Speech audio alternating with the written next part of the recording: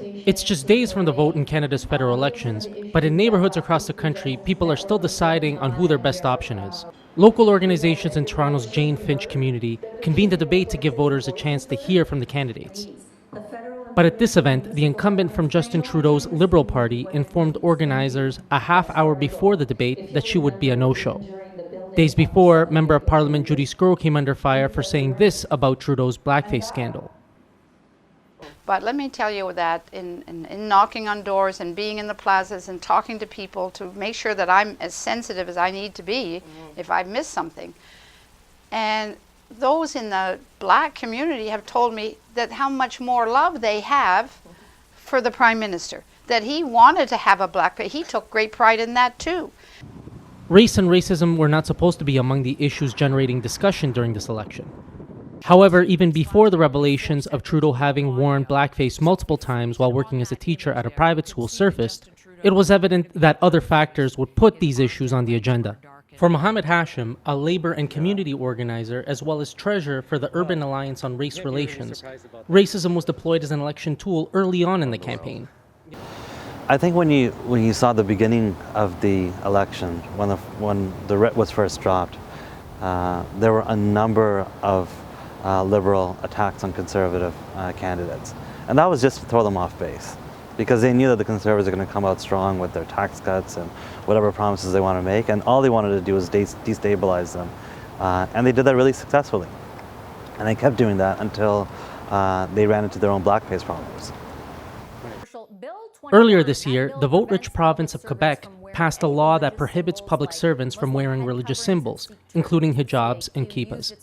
Bill 21 was touted by the Quebec government as a move to reinforce secularism, but critics of the law say it specifically targets Muslims and other people of color from religious minorities. Polls have indicated that people from Quebec support the law. A former cabinet minister from Quebec launched his own right populist anti-immigrant party, hoping to capitalize on some of this sentiment. While initially left out of the televised debate, Maxime Bernier of the so-called People's Party was eventually invited to participate, something Hashim says undermines not only the country's electoral process, but its values. The fact that a national leader was recognized in the national debates, who has an openly anti-immigrant stance, who has a very xenophobic understanding of our expectations of immigration, who has supported open Islamophobes, and being recognized as the national leader at the national debate is a change of the landscape that we've had in Canada. I think that that's a reflection of where a small segment of our society is moving, but I think it's definitely there, and they're gaining political traction. This has been a sad state for how Canada has reacted, and a shift from what we traditionally held as an open and inclusive society towards immigrants and refugees. The People's Party is unlikely to win any of the 338 seats in Canada's House of Commons, but charges of racism, Islamophobia, and xenophobia go beyond this small outfit or even Trudeau's scandal.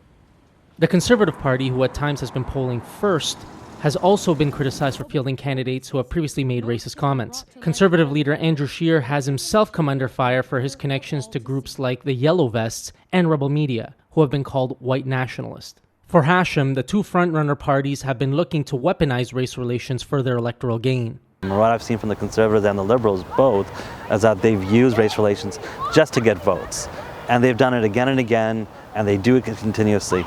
And even, to some degree, I feel embarrassed by people who are also from racialized communities who are so ready to forgive him immediately. There are a number of organizations that went out there right after it happened to say, well, he's apologized and I'm going to accept it. Well, I don't think that's acceptable. I think that if there's a true apology, he needs to demonstrate some action and to actually take ownership of the problems, and also commit to making it right, not just say I'm sorry, and because they're hoping for him to get elected and to maintain their access to power, which many communities are finding their ways through the Liberals, to maintain that. Jagmeet Singh, the leader of the centre-left New Democratic Party and a Sikh Canadian, has been the subject of racist attacks and criticisms from inside and outside his party.